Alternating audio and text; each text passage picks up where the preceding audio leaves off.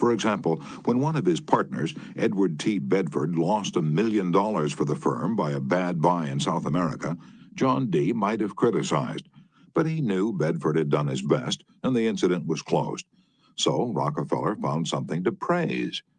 He congratulated Bedford because he'd been able to save 60% of the money he'd invested. "That's splendid," said Rockefeller. "We don't always do as well as that upstairs." I have among my clippings a story that I know never happened, but it illustrates a truth, so I'll repeat it. According to this silly story, a farm woman, at the end of a heavy day's work, set before her menfolks a heaping pile of hay. When they indignantly demanded whether she'd gone crazy, she replied, "Well, how did I know you'd notice?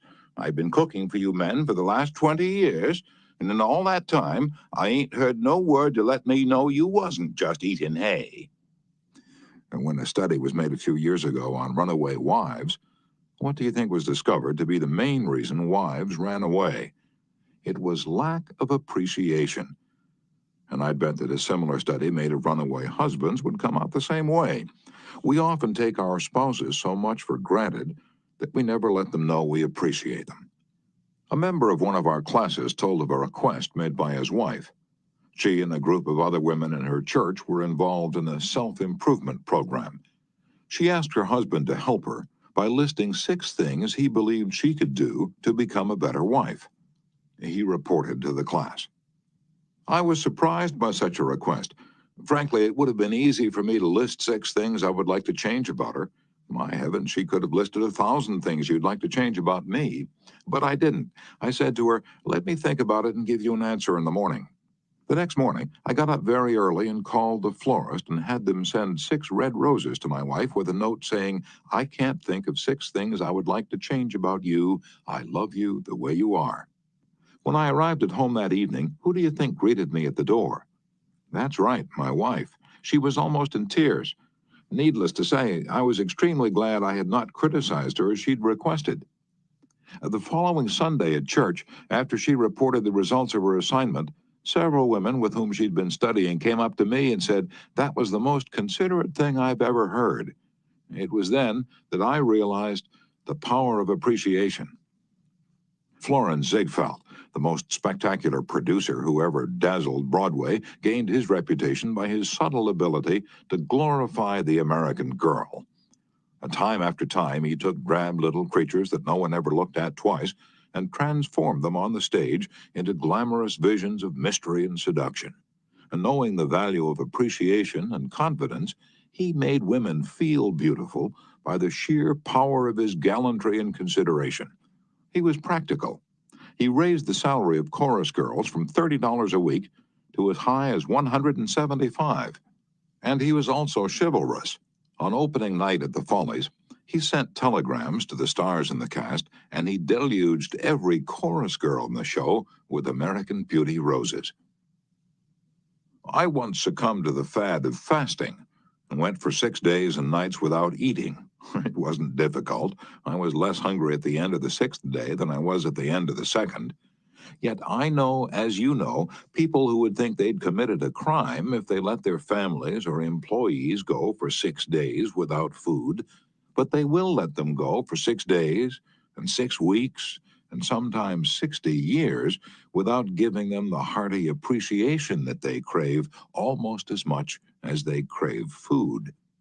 When Alfred Lunt, one of the great actors of his time, played the leading role in Reunion in Vienna, he said, "There is nothing I need so much as nourishment for my self-esteem." We nourish the bodies of our children and friends and employees, but how seldom do we nourish their self-esteem? We provide them with roast beef and potatoes to build energy, but we neglect to give them kind words of appreciation that would sing in their memories for years, like the music of the morning stars. Paul Harvey, in one of his radio broadcasts, The Rest of the Story, told how showing sincere appreciation can change a person's life. He reported that years ago, a teacher in Detroit asked Stevie Morris to help her find a mouse that was lost in the classroom. You see, she appreciated the fact that nature had given Stevie something no one else in the room had. Nature had given Stevie a remarkable pair of ears. to compensate for his blind eyes.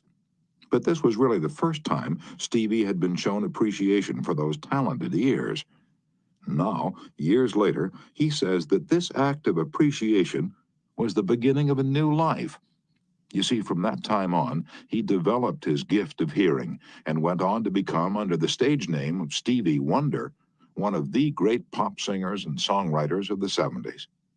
Some of you are saying right now, as you hear these words, oh, phooey, flattery, bear oil, I've tried that stuff. It doesn't work, not with intelligent people. Of course, flattery seldom works with discerning people. It is shallow, selfish, and insincere. It ought to fail, and it usually does. True, some people are so hungry, so thirsty for appreciation that they'll swallow anything, just as a starving man will eat grass and fish worms. Even Queen Victoria was susceptible to flattery. Prime Minister Benjamin Disraeli confessed that he put it on thick in dealing with the Queen. To use his exact words, he said, "Spread it on with a trowel." But Disraeli was one of the most polished, deft, and adroit men who ever ruled the far-flung British Empire. He was a genius in his line. What would work for him wouldn't necessarily work for you and me. In the long run, flattery will do you more harm than good. Flattery is counterfeit, and like counterfeit money, it will eventually get you into trouble if you pass it to someone else. The difference between appreciation and flattery, that's simple. One is sincere, the other is insincere. One comes from the heart out, the other from the teeth out. One is unselfish, the other selfish. One is universally admired, the other universally condemned. I recently saw a bust of Mexican hero General Alvaro Obregón in the Chapultepec Palace in Mexico City. Below the bust are carved these wise words from General Obregón's philosophy. Don't be afraid of enemies who attack you. Be afraid of the friends who flatter you. No, I'm not suggesting flattery. Far from it. I'm talking about a new way of life. Now, let me repeat. I am talking about a new way of life. King George V had a set of 6 maxims displayed on the walls of his study in Buckingham Palace. One of these maxims said, "Teach me neither to proffer nor receive cheap praise." And that's all flattery is, cheap praise. I once read a definition of flattery that may be worth repeating. Flattery is telling the other person precisely what he thinks about himself. Use what language you will, said Ralph Waldo Emerson, you can never say anything but what you are. If all we had to do was flatter, everybody would catch on, and we should all be experts in human relations. When we are not engaged in thinking about some definite problem, we usually spend about 95% of our time thinking about ourselves. Now, if we stop thinking about ourselves for a while and begin to think of the other person's good points, we won't have to resort to flattery so cheap and false that it can be spotted almost before it's out of the mouth. One of the most neglected virtues